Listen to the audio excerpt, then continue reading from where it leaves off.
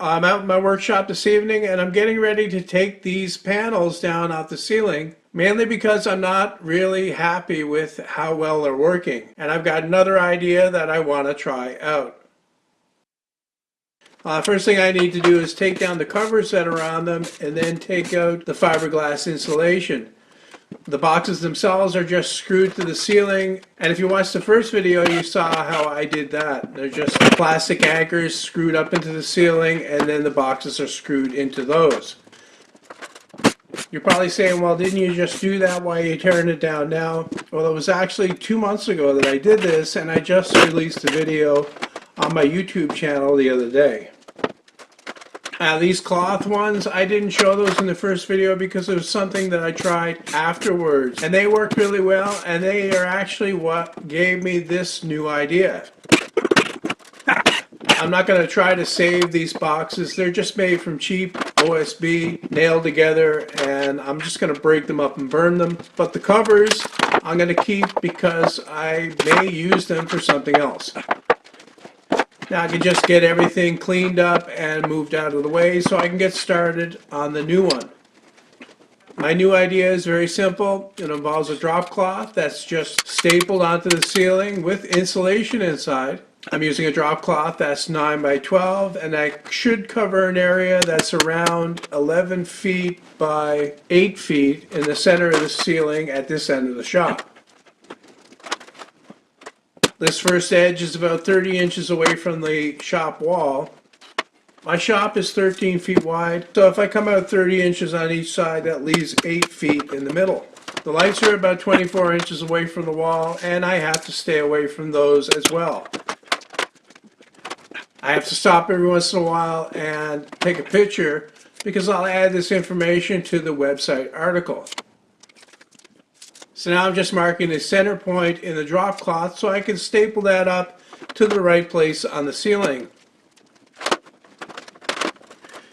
But before I can staple the center, I have to finish stapling the edge. I've got an older staple gun here that's been dropped a few times and it's in rough shape. The staples get kind of hung up inside of it, so I got a lot of messing around to do with it to get it to work.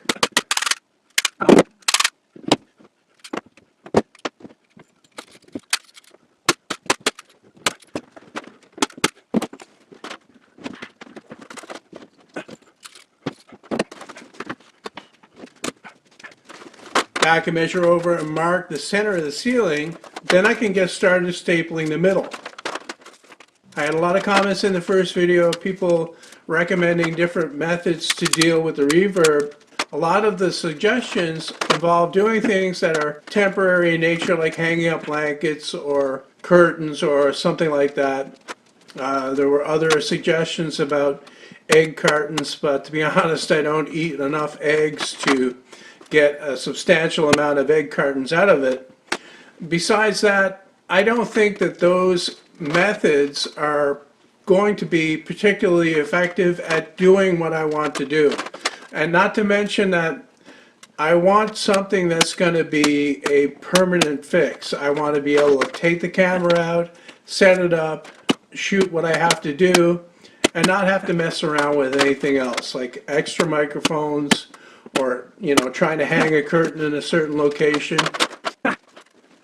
So here I'm starting to put the bats up. What I'll do is I'll put one bat in, then I'll staple up a little bit more in the middle, then put the next bat in, and then staple up a little bit more, making sure that the insulation is put in properly as I go along.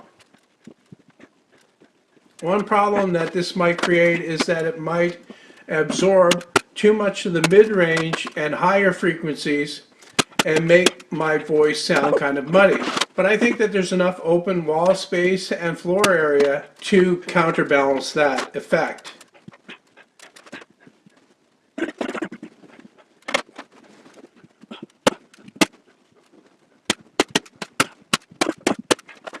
As far as audio quality goes, for these kind of videos, I don't think it's really important that it be, you know, TV or movie quality. Just that it be clear and understandable. When you're making videos regularly, you kind of try to make things, you know, as good as they can be. You pick out things that you can improve and you work on that. with me, that's kind of, what makes it challenging and makes it interesting to try to, solve problems that really aren't, serious problems, but they kind of bug me anyway because I want to, make it better. But eventually you have to draw the line somewhere, and I've spent quite a bit of money on, different microphones and different audio solutions.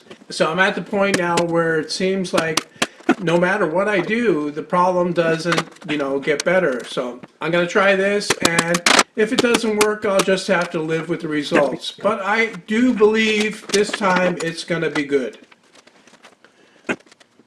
So ultimately, what I'm looking to do here is to make things easier on myself. If this can reduce the reverb to the point where it's no longer a problem, I won't bother with anything else. This will be my solution.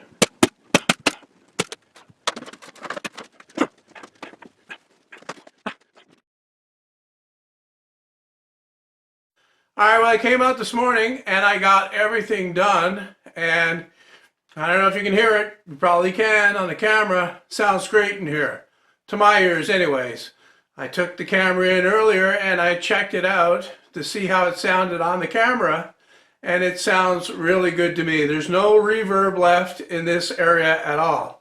I'm going to put a little clip in here of how it sounded before I did any treatment at all for you to compare it to. I've been making videos in my workshop for about 3 years. Yeah, I think in that clip I was talking from over here so you can make a direct comparison. I came out here this morning and I got it done. It took me about an hour to get everything finished.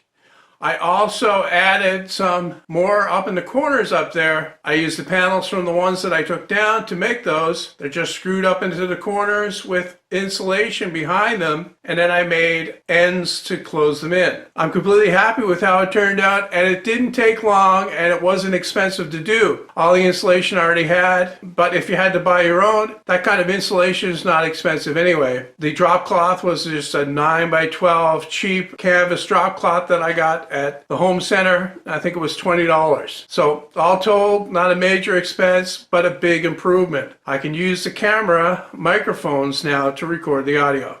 As usual, thanks for watching and see you next time.